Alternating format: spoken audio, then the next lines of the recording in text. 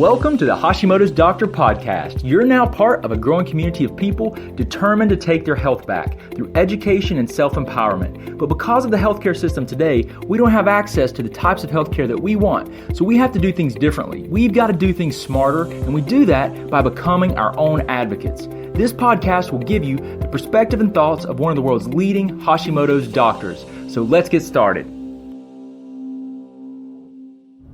Hey guys, Dr. Shook here. I hope you're doing well today.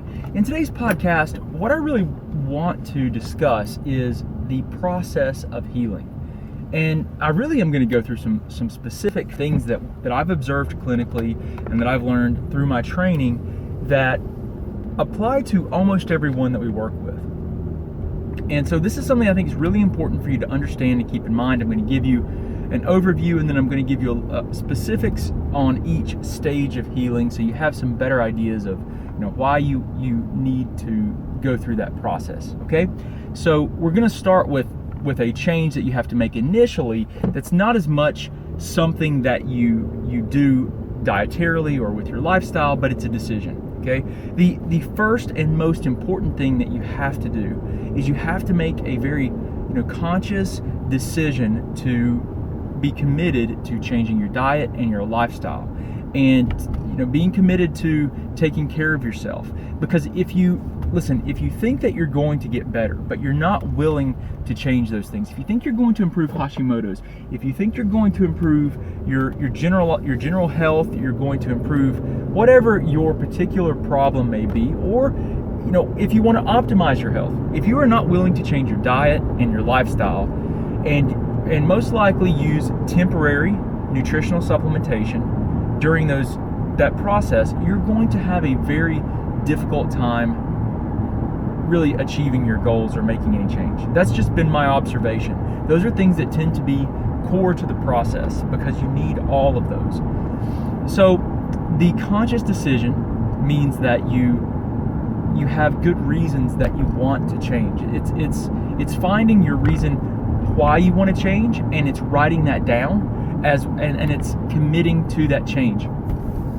If you do not commit to that change, you will fail. I've seen it so many times, and it's something that seems like well, just tell me what to do and I'll start doing it. I hear that, and I've seen that, and that is a recipe for disaster, because just having how to make changes does not create this commitment and this dedication to being healthier and better.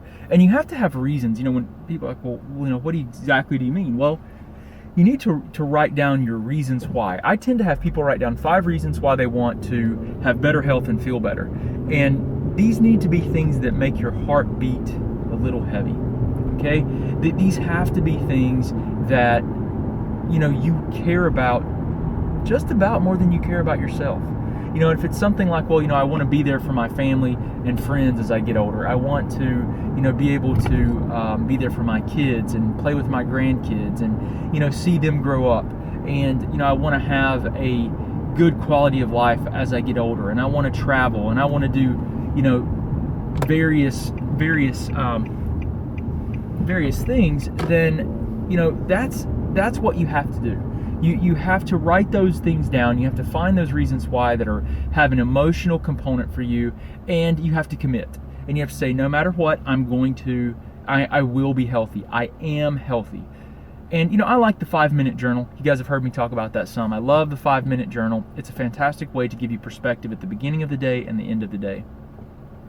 And I like to put, my reasons why, those goals right inside the book, so I can just open it up and do my journaling for the day, kind of use it as a bookmark and look at those right as I do it, okay? So right as I'm about to do it. So that's step 1. That's really step 1. Now, the second step that most people need to take is they need to actually start making some changes. So this would be the first phase. Now, typically, we're just going to use some very generalized time frames here. We're looking at about 6 weeks, okay? Now, some people need 12 weeks or longer in this phase, but this is a phase where you're going to change your diet, your lifestyle, and you're going to use temporary nutritional supplementation to support your most foundational body chemistry. This is going to be you're really eating and following a protocol to support blood sugar, decrease inflammation, and improve gut health. Okay, so I'll say that again. You're going to decrease inflammation, balance blood sugar, and improve your digestive tract health. Really, really very key and critical components to improving your health. And especially if you have autoimmunity or any kind of inflammatory condition, these are very, very important. So you do that for 3 to 6 weeks, for about 6 to 12 weeks, and then you move into the second phase. Now, I'm not going into all the dietary and lifestyle, things that you got to change, the minutia of those details. I'm going to give you generalized phases so that you understand. This first phase focuses on decreasing inflammation, balancing blood sugar, and improving digestive tract health. If you can do those things, you will see systemic, so full body changes in multiple areas, multiple systems, and a lot of things tend to improve, okay? A lot of things. Now, once you have worked on that, you've gone through this phase, you need to transition typically to a second phase. Now, the second phase typically revolves around detoxifying your body, trying to accelerate the elimination of metals and chemicals from the environment that you've been exposed to and from your food, and get those out of your body, because those are endocrine disrupting chemicals. So they disrupt the hormonal system. They disrupt the nervous system. So there are lots of different physiological processes. I mean, really, we can look at numerous physiological processes, and these chemicals that are in our environment, these industrial chemicals, and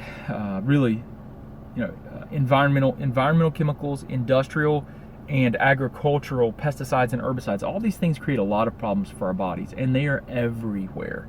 So the second phase you really need to go through is trying your best to eliminate those things, okay? And really utilizing very specific, again, dietary change, different from the first phase, dietary changes and nutritional supplementation to assist your body with detoxification. Now, this is also focused on optimizing hormone levels a bit too, because a lot of these, like I said, a lot of these chemicals are actual endocrine or hormone disrupting chemicals. So when you start eliminating them, you do start improving the cellular function, and that's really an important key. Okay, so third phase. So you've gone through these phases. The third phase is where you change diet again and nutritional supplementation again. And this is really focused on improving your cellular communication. And so this is more about improving the membrane of the cell. So every cell in your body has the cell wall. We call that the cell membrane or cell wall. The cell wall has receptors. It's the way that the cells communicate with one another and your environment. The receptors are on the outside. Hormones attach themselves and stimulate cellular physiology. So in this phase, what we really do is we focus on improving that cellular communication and the ability of the cells to produce energy.